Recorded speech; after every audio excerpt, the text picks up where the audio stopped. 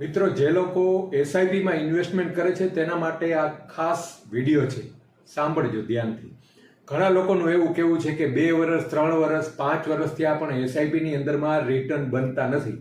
તો ઘણા લોકો એમ કહે છે મારે એસઆઈપી છે બંધ કરી દેવી છે, એસઆઈપી છે હવે વળતર નથી આપતું એટલું. આવા બધા પ્રશ્નો ઘણા બધા આવે છે ઘણા કસ્ટમરના, નવા ઇન્વેસ્ટર છે એના. તો ધ્યાનથી સાંભળજો, કારણ કે એસઆઈપી તમે જે કરો છો સિસ્ટમેટિક ઇન્વેસ્ટમેન્ટ પ્લાન, તો ઘણાનું એવું કેવું છે કે 5 વર્ષથી હું કરું છું પણ રિટર્ન દેખાતું નથી. બરોબર, દાખલા તરીકે માની લો કોઈ 2021ની અંદરમાં એસઆઈપી ચાલુ કરી છે 10,000 રૂપિયાની મહિને, તો 2021માં ચાલુ કરી છે અને 2025ની અંદરમાં એમ કહે છે કે આની અંદરમાં રિટર્ન દેખાતું નથી.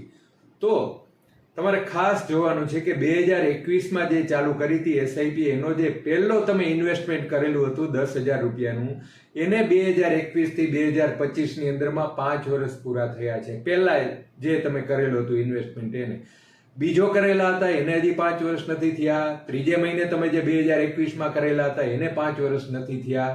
એટલે એસઆઈપી છે એ લોંગ ટર્મ માટેની ગેમ છે. એટલે જે લોકોને 10 વર્ષ 15 વર્ષ 20 વર્ષ ઇન્વેસ્ટમેન્ટ કરવા માંગતા હોય એસઆઈપી દ્વારા અને પૈસા ખરેખર જો બનાવવા માંગતા હોય તો એવા લોકોએ જ એસઆઈપી કરવી. બાકીના લોકોએ એસઆઈપીના કોન્સેપ્ટમાં પડવું નહીં, કારણ કે શોર્ટ ટર્મ માટે કાંઈ એસઆઈપી છે નહીં.